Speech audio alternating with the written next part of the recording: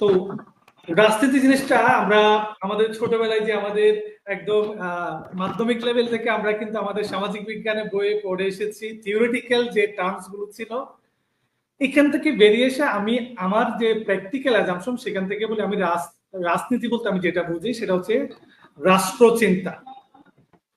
মানে রাজনীতিটা হচ্ছে একটা মেথোডোলজি। আমি একটু বলি আমার পার্সোনাল লাইফে, আমি হচ্ছে একজন সফটওয়্যার ইঞ্জিনিয়ার। আমি মূলত সফটওয়্যার নিয়ে ব্যবসা করি, উদ্যোক্তা একটা সফটওয়্যার ফার্মে।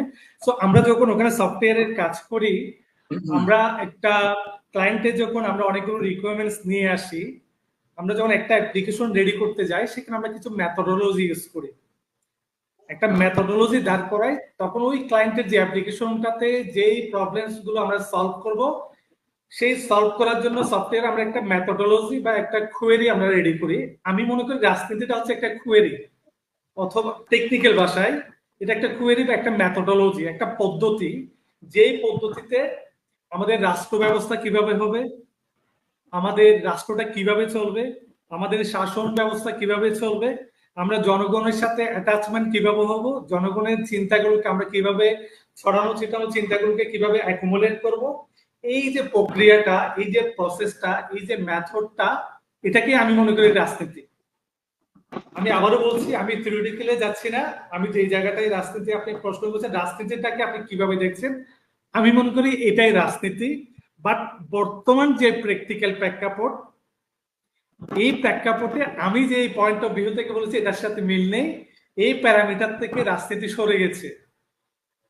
মানে আমি যে রাজনীতির কথা বলেছি, রাষ্ট্র চিন্তা, জনগণের সাথে অ্যাটাচমেন্ট, জনগণের বিষয় নিয়ে নিয়ে আসা, এই জিনিস থেকে সরে গেছে। এখন যে রাজনীতিটা, এখন যে এই কয়েক বছরে 16 বছর তো দেখেছি, এই যে বিরুদ্ধে দেখলাম সোহাগকে যারা যারা সোহাগকে মেরে ফেললো তারাও কিন্তু রাজনীতি করে।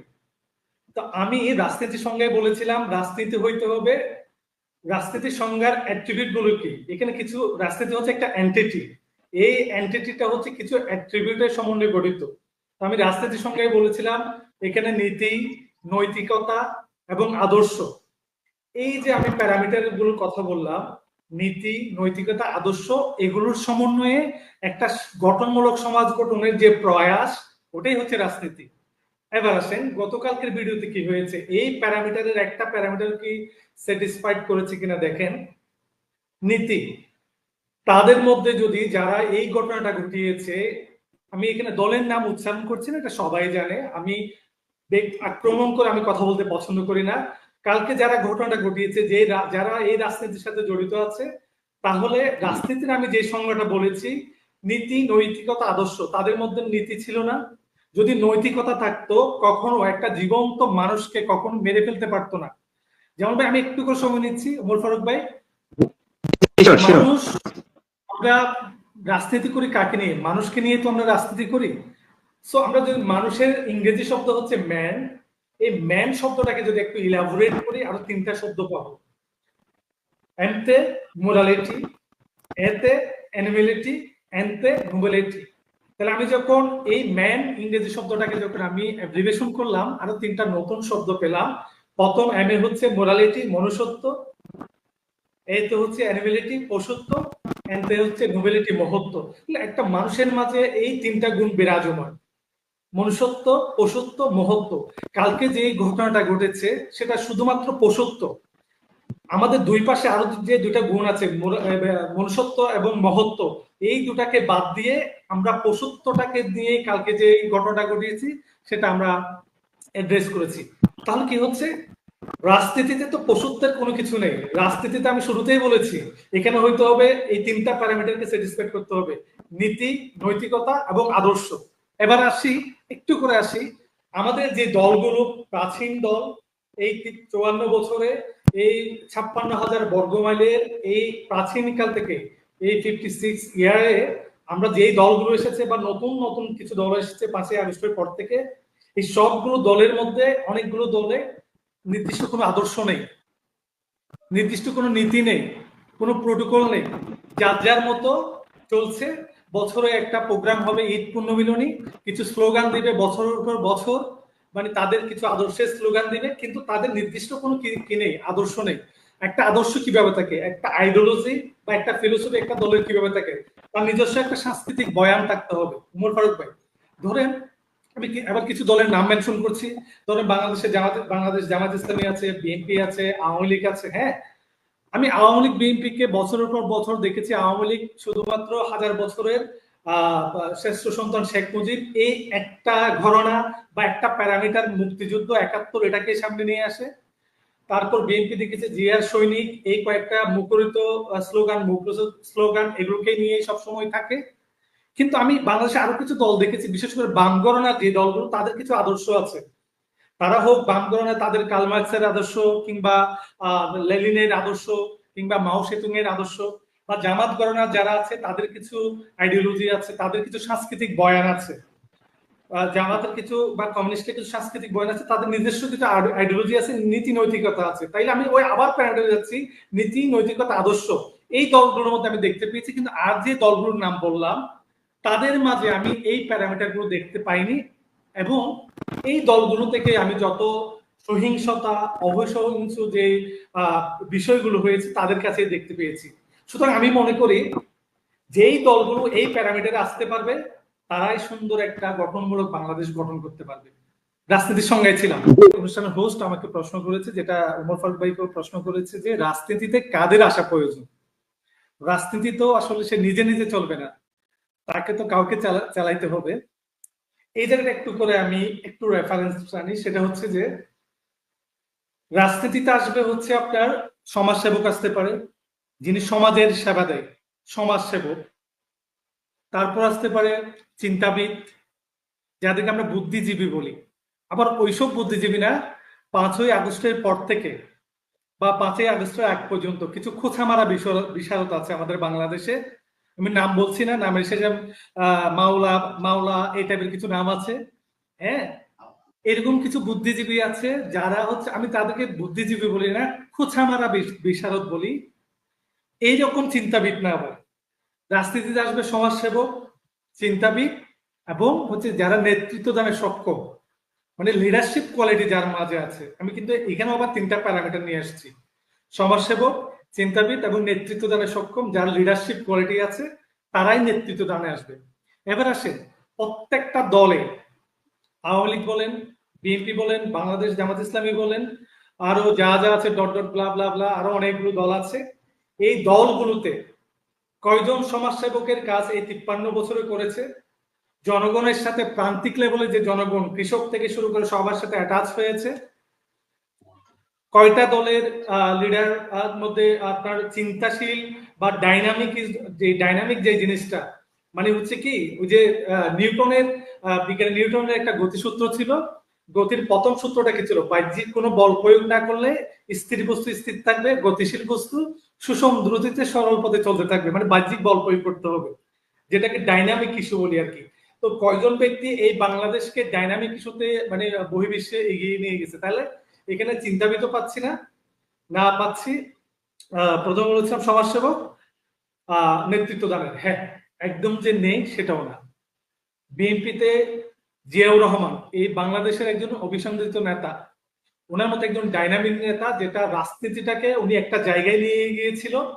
এবং আমাদের বাংলাদেশে এই রাজনীতির যে সার্কমেস্টেন্স গুলো, বিভিন্ন দলের সাথে সাংঘর্ষিক যে জিনিসগুলো ছড়ানো ছিটানো ছিল, সেই জায়গাটাকে জিয়াউর রহমান এক জায়গায় নিয়ে এসে সবাইকে রাজনীতি করার, পজিটিভ রাজনীতি করার সুযোগ দিয়েছিল, দল মত নির্বিশেষে। তাইলে ওনার মধ্যে কি আছে? ওনার মধ্যে নেতৃত্ব দানের কোয়ালিটি আছে।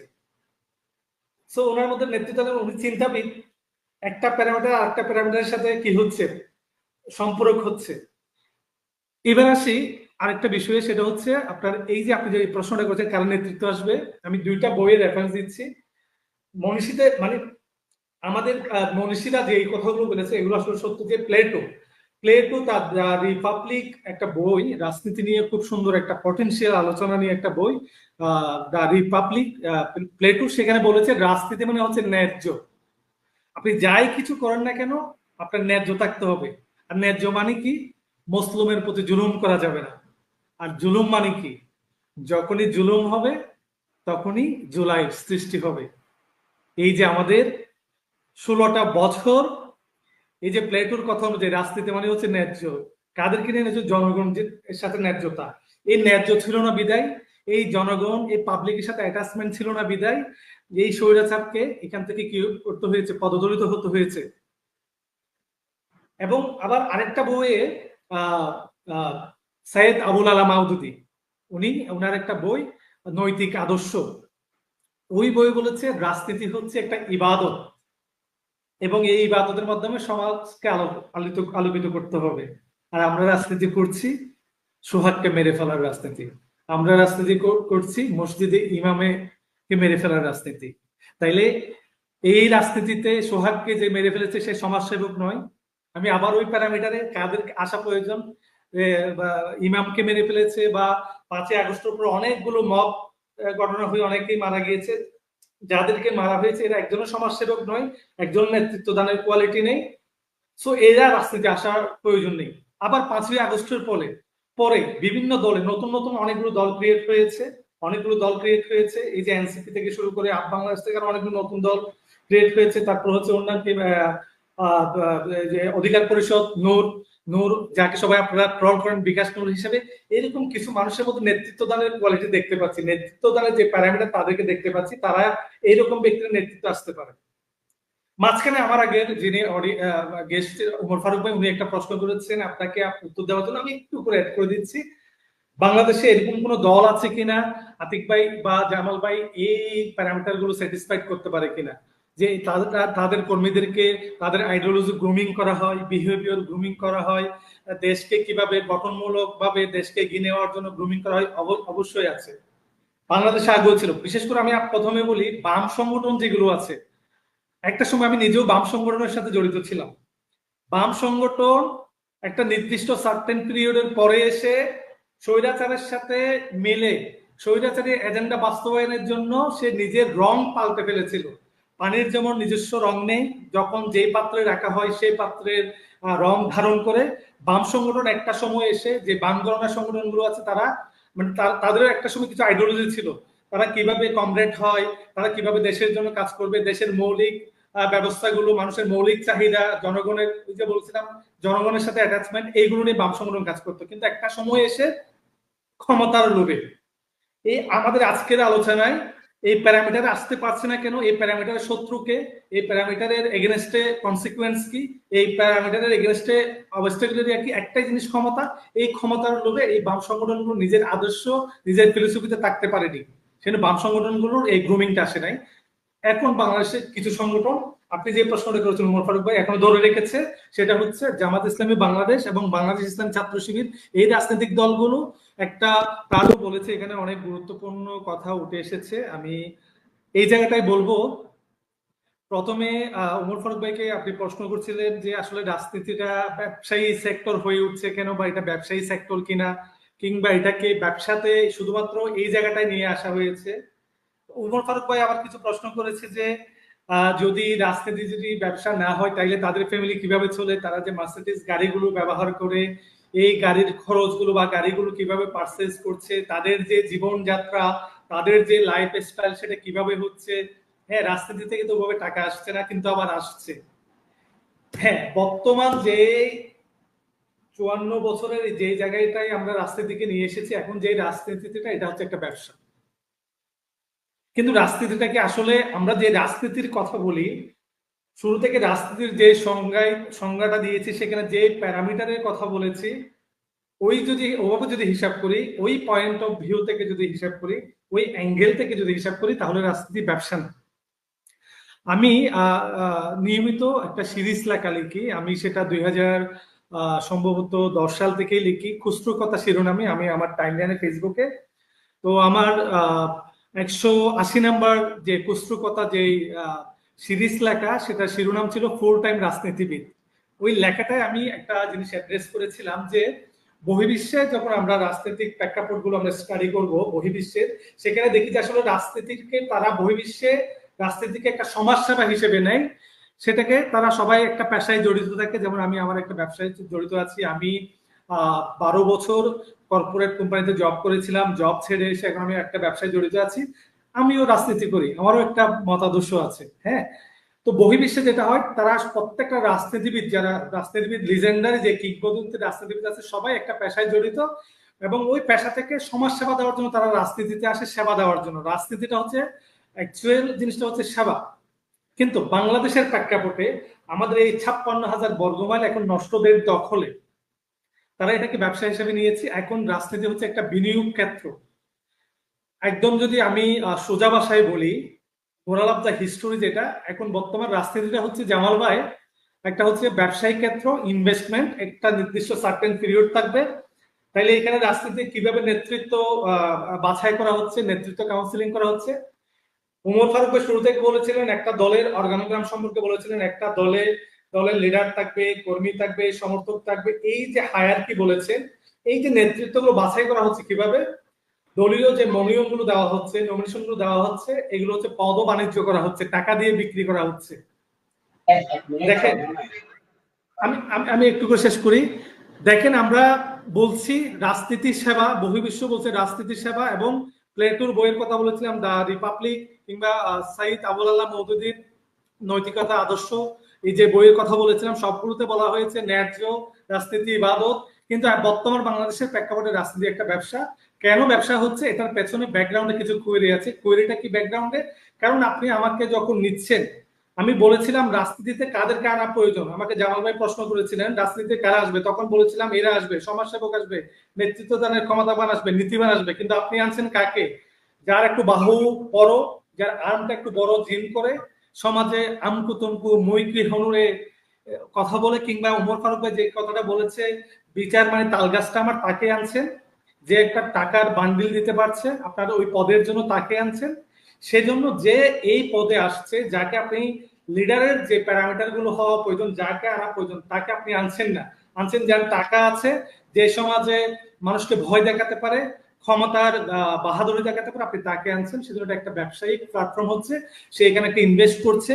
সেই আমরা কি করি, আমি একটা সফটওয়্যার বিজনেস করি, আমি যখন একটা সফটওয়্যার অ্যাপ্লিকেশন বানাই, ওখানে যে পরিমাণ আমার ইনভেস্ট হয়, আমার ম্যান পাওয়ার থেকে শুরু করে আমার সাইকোলজি ইনভেস্টমেন্ট, আমার স্নায়ু ইনভেস্টমেন্ট, আমি সবকিছু কিন্তু ক্লায়েন্ট থেকে আমার ওই যে ওয়ার্ক অর্ডার নিই, পেমেন্টটা নিই, ওখানে আমি সেটা তুলে নিয়ে আসি। ঠিক আছে, রাজনীতিটা হচ্ছে আপনি তাকে যে পদের জন্য টাকা দিয়ে নিয়ে আসছেন, শুধু টাকাকেই একমাত্র প্যারামিটার হিসেবে আপনি ব্যবসা করে তাকে নিয়ে আসছেন, সে মাঠে রাজনীতি করেনি।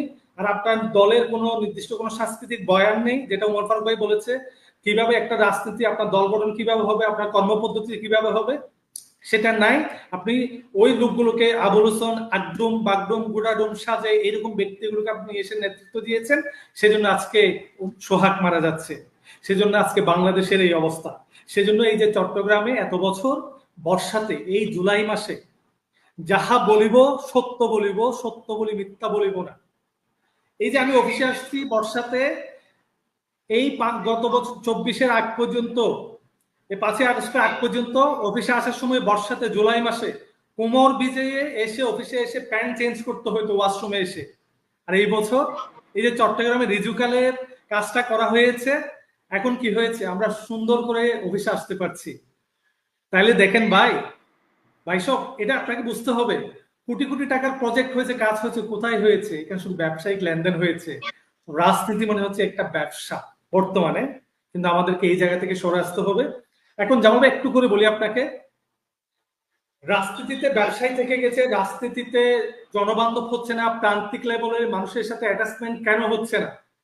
আপনি রাজনীতিতে আসতেছেন না, উমর ফারুক ভাই রাজনীতিতে আসতেছে না, বিজ্ঞজন যারা, তারা রাজনীতি থেকে মুখ ফিরিয়ে নিয়েছে। এখন কি সারা জীবন আপনি মুখ ফিরিয়ে নিবেন? তাইলেও একটা কিন্তু অবস্টাকল দাঁড় হবে। সেটা কি হবে জানেন? আপনি যখন ব্যবসা হচ্ছে, নোংরামি হচ্ছে এই বলে যারা রাজনীতি বোঝেন এবং যেটা গঠনমূলক করা প্রয়োজন, সেটার জন্য যদি আপনি রাজনীতিতে না আসেন, মুখ ফিরিয়ে নেন, তাহলে যেই শাসক রেডি হবে, সেই শাসকটা হবে গলা চেপে ধরার শাসক। তখন কিন্তু আপনার গলাটা চেপে ধরবে। এখন যদি আপনি রাজনীতিতে আসেন, গঠনমূলক কি হবে সেটার জন্য অংশগ্রহণ করেন, তাহলে রাজনীতির পটভূমি চেঞ্জ হবে, প্যাটার্ন চেঞ্জ হবে, স্ট্র্যাটেজি চেঞ্জ হবে। একটা জিনিস মনে রাখবেন, আপনাকে আমাকে উচ্চারণ তুলতে হবে এবং কোন কোন জিনিস অ্যাকুমুলেট করতে হবে। আমরা নোকিয়া মোবাইল ফোনের কথা সবাই জানি। এই নোকিয়া ফোন আজকে থেকে যদি আপনি 20 বছর আগে ব্যবসায়িক বাজারে যদি আপনি সার্ভে করেন, দেখবেন যে এই নোকিয়া একচ্ছত্র আধিপত্য বিস্তার করেছিল। কিন্তু সে সময়ের সাথে সাথে কাস্টমারের পালস বুঝতে পারেনি, সেই জন্য সে অপারেটিং সিস্টেমে অ্যান্ড্রয়েড সিস্টেম আনতে পারেনি নোকিয়া, সেজন্য বাজার থেকে হারিয়ে গিয়েছিল। স্যামসাং, ওয়াই, আরো যা যা এমআই, এই টেকনোলজি এরা কি করছিল, অপারেটিং সিস্টেমের মধ্যে অ্যান্ড্রয়েড নিয়ে আসছিল। তাদের মেগাপিক্সেল ক্যামেরার মেগাপিক্সেল, কারণ যে জেনারেশনের তারা পালস বুঝেছিল। ঠিক বর্তমান রাজনীতিতেও যারা বর্তমান যে জেনারেশনটা আছে তাদের পালস বুঝতে হবে, সেটা বাংলাদেশ জামাত ইসলামী হোক, বিএনপি হোক, নিষিদ্ধ দল হোক, আর যা যা আছে সবাইকে বর্তমান প্রজন্মের পালস বুঝতে হবে। এবার বর্তমান প্রজন্ম এত বছর 16 বছর একটা স্বৈরাচার প্ল্যাটফর্মে বড় হয়েছে, তাদের মনের মধ্যে একটা স্বৈরাচারী প্যাটার্ন বিদ্যমান, তাদেরকে কাউন্সিলিং করতে হবে। সেটার জন্য আমি আপনি যারা এই জিনিসগুলো নিয়ে আলোচনা, তাদেরকে এগিয়ে আসতে হবে। সেটা জামাল ভাই এটাই বলছিলাম, বর্তমান রাজনীতি একটা ব্যবসায়িক ক্ষেত্র, এখানে নেতৃত্ব আনা হচ্ছে ব্যবসায়িক লেনদেনের মাধ্যমে, ব্যবসায়িক ওয়ার্ক অর্ডার হচ্ছে, নেতৃত্ব মানে একটা ওয়ার্ক অর্ডার হচ্ছে, যার কারণে এখান থেকে আমাদেরকে সরে আসতে হবে। রাজনীতি হইতে হবে জনবান্ধব, এখানে যারা নেতৃত্ব দিতে পারবে, নেতৃত্বের যে ক্যাপাবিলিটি থাকবে সেই রাজনীতিতে আসবে, সমাজসেবকরা রাজনীতিতে আসবে। হ্যাঁ অবশ্যই আছে, বাংলাদেশ জামাত ইসলামী এবং বাংলাদেশ ইসলামী ছাত্র শিবির এরা কিন্তু তাদের নেতৃত্বকে গ্রুমিং করে সে কতটুকু কি করতে পারবে। তারা এই যে কালকে যে সোহাগের ঘটনাটা কি জন্য হয়েছে, তারেক রহমান জানে না তার কর্মী কি কাজ করছে, চেইন অফ কমান্ড মানা হচ্ছে না। কিন্তু দেখেন বাংলাদেশ জামাত ইসলামী ছাত্র শিবিরে তাদের যে গঠনতন্ত্র, সেখানে যে জিনিসগুলো বলা হয়েছে, যেমন তাদেরকে বলা হচ্ছে, একটা রেফারেন্স দিয়ে বলি, আতিউল্লাহি ওয়া আতিউ রাসূলা ওয়া উলিল আমরি মিনকুম, আল্লাহর আনুগত্য করো, রাসূলের আনুগত্য করো এবং নেতৃত্বের আনুগত্য করো। এই যে আনুগত্যটা এবং এই আনুগত্যটা তাদের যে গঠনতন্ত্রের যে ধাপগুলো আছে, স্টেজগুলো আছে, সেখানে বলা হচ্ছে এবং সেই অনুযায়ী মানা হচ্ছে। না হলে ভাই জামাত শিবির অনেক পটেনশিয়াল লোক আছে, তাকে কিন্তু মনোনয়ন দেওয়া হচ্ছে না এমপিতে। এমন কিছু ব্যক্তিকে মনোনয়ন দেওয়া হচ্ছে যে ব্যক্তিগুলো সে আরো পটেনশিয়াল ব্যক্তি আছে, কিন্তু সেখানে সবকিছু প্যারামিটার দেখেই কিন্তু তাদেরকে নেতৃত্বে আনা হচ্ছে। হ্যাঁ বলে, রাজনৈতিক দলগুলো স্বাধীনতার পর থেকে অধঃপতনের কাজটা কি? যেমন ভাই আমাদের ওমর ফারুক ভাই বা আমাদের যে প্রিভিয়াস যে ডিসকাশন হয়েছে, ওখানে কিন্তু এই জিনিসটা এসেছে। একমাত্র কারণ এবং একমাত্র অ্যাট্রিবিউট বা একমাত্র প্যারামিটার হচ্ছে নৈতিকতার অধঃপতন এবং আদর্শ বিচ্যুতি। শুরু থেকেই কিন্তু একটা আলোচনায় ছিলাম, প্রত্যেকটা দলের নিজস্ব একটা আদর্শ ফিলোসফি থাকতে হবে, নিজস্ব সাংস্কৃতিক বয়ান থাকতে হবে। যদি আদর্শ চ্যুতি হয়, যেমন দেখেন বাংলাদেশ জামাত ইসলামী থেকে কিন্তু অনেকজন সংস্কারপন্থী হয়ে দল থেকে বেরিয়ে এসেছে। এই যে মুজিবুর রহমান মঞ্জু ভাই, উনি এখন আইবি পার্টি করেছে। হ্যাঁ, তারপরে এরকম অনেক দল থেকে বেরিয়ে অনেকে করেছে। আপনি যেই প্যাটার্নে যেই রঙে নিজেকে রাঙান না কেন, একটা জায়গায় যদি আপনি যদি কম্প্রোমাইজ করেন, আমি সবসময় মানে ছন্দ মিলিয়ে একটা কথা বলি, পারলে পারো না পারলে সাইজ, নীতি নৈতিকতার ব্যাপারে নেই কম্প্রোমাইজ। এই একটা জায়গায় যদি আপনি কম্প্রোমাইজ করেন, আদর্শ চুক্তি যদি আপনি হয়ে যান, তাহলে আপনার অধপতন হবে। আজকে হবে, না হলে কালকে হবে, পরশু হবে, তরশু হবে, পতন কিন্তু আপনার হবে। সো আমি একদম সামারাইজ করে বলি সেটা, তাহলে আমাদের পতনটা কোন জায়গায় হচ্ছে?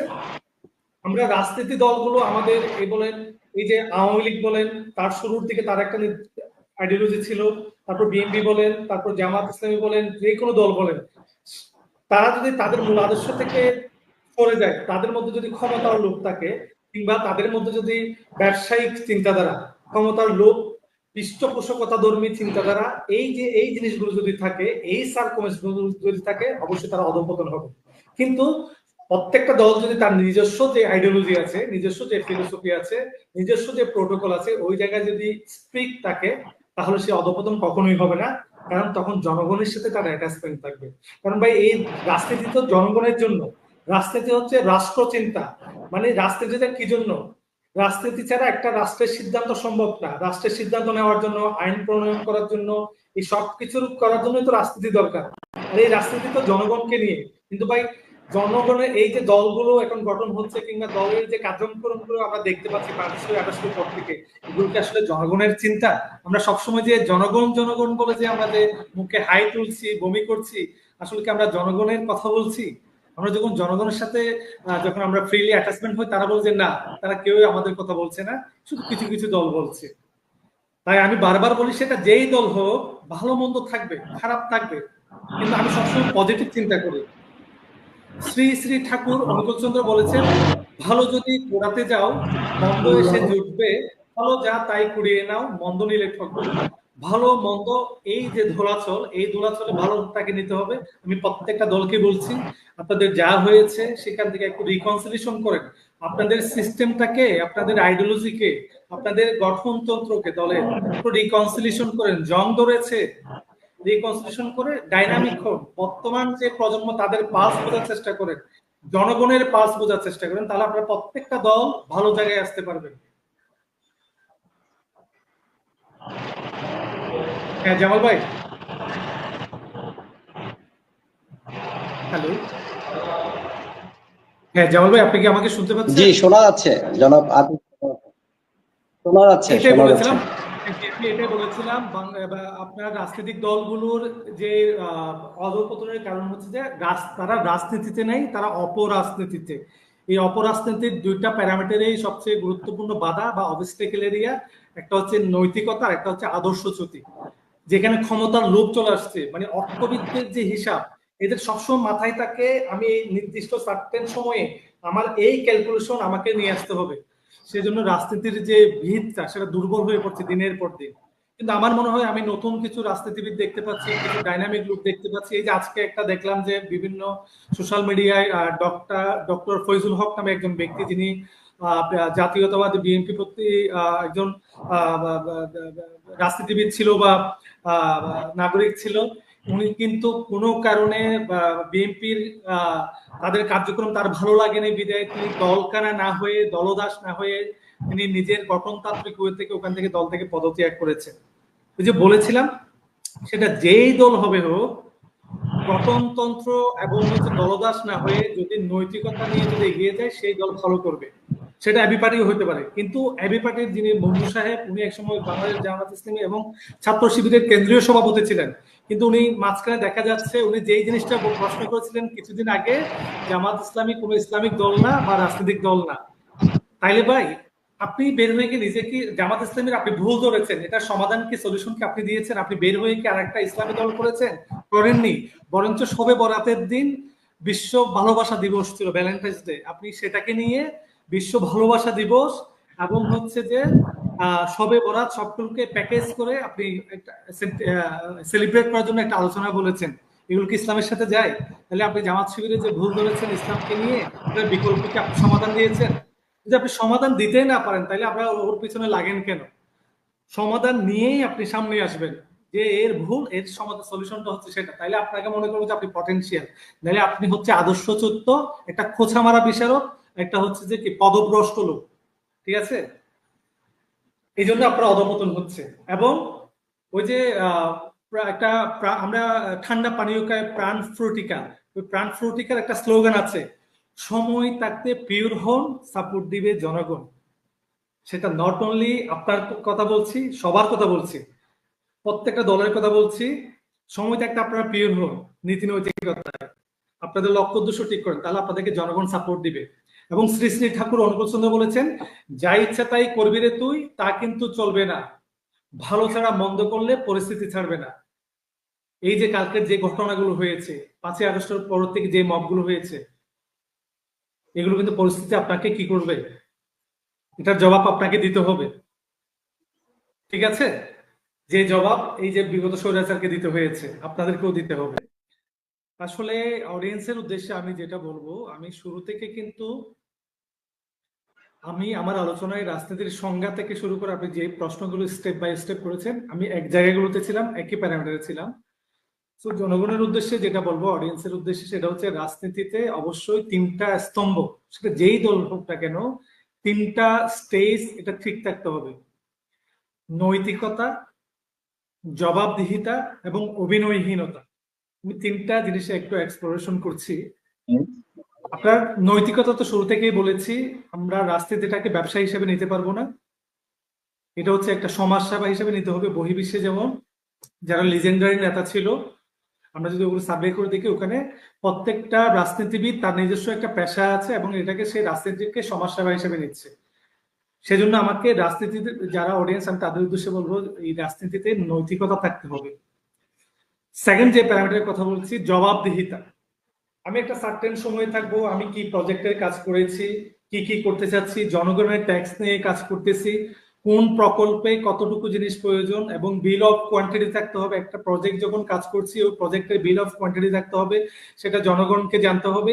এই যে জবাবদিহিতা, যেটা আমরা ইসলামে দেখতে পেয়েছি, আমরা ইসলামের ইতিহাস পড়লে হযরত ওমর রাদিয়াল্লাহু থেকে শুরু করে তাদের মধ্যে কিন্তু রাষ্ট্রীয় যে খেলাফত ছিল সেখানে কিন্তু জবাবদিহিতা ছিল, নৈতিকতা থাকতে হবে, জবাবদিহিতা থাকতে হবে।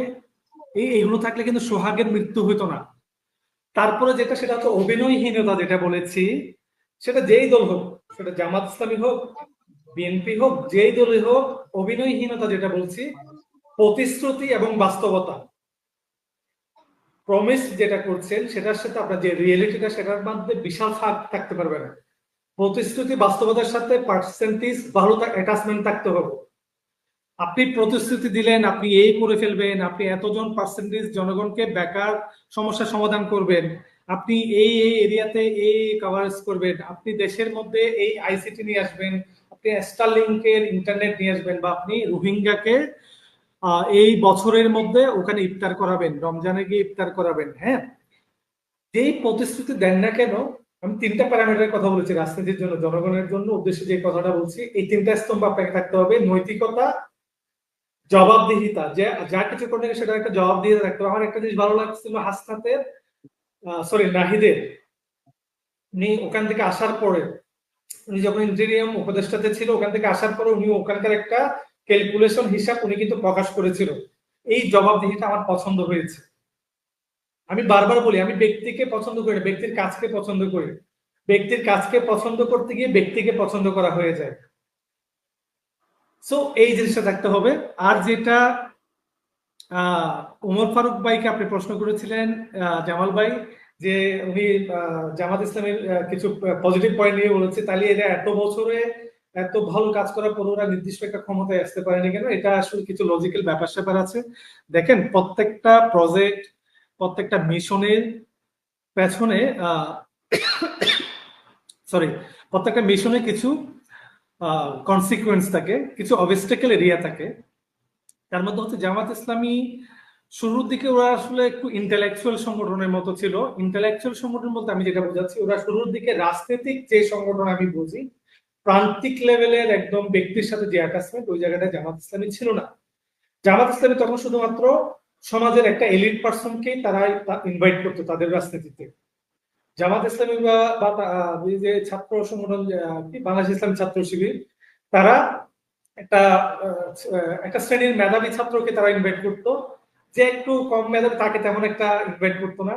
কিংবা জামাত ইসলামের সমাজে যিনি একটু এলিট পার্সন, যিনি একটু ডাইনামিক বা একটু পটেনশিয়াল, তাকে ইনভাইট করতো। কিন্তু ভাই, রাজনীতি, ক্ষমতায় আসা, এটা হচ্ছে ভোটের রাজনীতির উপরে। ভোট ব্যাংক, ভোট ব্যাংক এক জিনিস, ইন্টেলেকচুয়াল পলিসি সেটা আরেক জিনিস। ভোট ব্যাংকে আপনাকে সকল ধরনের জনগণ, not only elite person but also প্রান্তিক লেভেলে যে জনগণ, তার সাথেও আপনাকে কি থাকতে হবে, অ্যাটাচমেন্ট থাকতে হবে। সেই জন্য জামাত ইসলামী আগে ওভাবে ক্ষমতায় আসতে পারেনি, তাদের এই জায়গাগুলোতে গ্যাপ ছিল। নট অনলি জামাত ইসলামী, বাংলাদেশের প্রত্যেকটা দলের অনেকগুলো গ্যাপ আছে, সেই গ্যাপগুলোকে অ্যানালাইসিস করতে হবে, জনগণের উদ্দেশ্যে সেটা বলবো। এবং তারা যে রাজনৈতিক দলগুলো ভুল করছে, রাজনীতিটা যে এখন ব্যবসা হয়ে আছে, সেটার জন্য তারা দায়ী নয়, আমরা দায়ী। জামাল ভাই দায়ী, উমর ফারুক ভাই দায়ী, অডিয়েন্স দায়ী। অডিয়েন্স কেন আপনি দায়ী? আপনি তাদের থেকে জবাবদিহিতা নিচ্ছেন না। জনগণের উদ্দেশ্যে সেটাই বলেছিলাম যে আমাদেরকে এই জায়গাটাই থাকতে হবে। এবং হচ্ছে আমরা আরেকটা জিনিস মনে রাখতে হবে, আমরা যখন রাজনীতিতে যাই, যারা ক্ষমতায় থাকে, বিরোধী দল যেটা, বিরোধী দলকে কখনো আপনার বিতর্কিত হিসাবে নেওয়া যাবে না। রাজনীতি আমি যেটা লাস্টে মানে যে কয়েকটা জিনিস অডিয়েন্সের উদ্দেশ্যে বলেছিলাম, নীতি নৈতিকতা, জবাবদিহিতা এবং অভিনয়হীনতা, এটার পরে যে জিনিসটা বলেছিলাম, বিরোধী দলকে কখনো শত্রু ভাবা যাবে না, এবং সারাক্ষণ আমার যে ভিন্ন মতাদর্শ থাকে আমি তাকে নিয়ে সবসময় ট্রল করবো সেটাও না। এই যে আমি দেখি অনেক জামাত শিবিরের ভাইয়েরা সবসময় বিএনপি কে নিয়ে টেম্পো স্ট্যান্ড, তারপরে আরো অনেক কিছু, তারেক রহমানকে নিয়ে মানে অগঠনমূলক কিছু কথাবার্তা ট্রল করে। কিরে ভাই, আরো অনেক কনসার্ন এরিয়া আছে, যে এই কনসার্ন এরিয়া নিয়ে গঠনমূলক সংস্কারের উদ্দেশ্যে গঠনমূলক আলোচনা করবে। ঠিক, আবার বিএনপিরা সারাক্ষণ দেখি যে জামাতকে নিয়ে, জামাত নীরকে নিয়ে চুম্মাচুম্মি বা জান্নাতের টিকিটের দল, এই এই শব্দগুলো নিয়ে থাকে। কিন্তু আসলে যারা অ্যাকচুয়াল রাজনীতি বোঝে, যারা গঠনমূলক রাজনীতি করে, তারা বিরোধীদেরকে সবসময় ভিন্ন মতাদর্শকে সবসময় আক্রমণ করে না।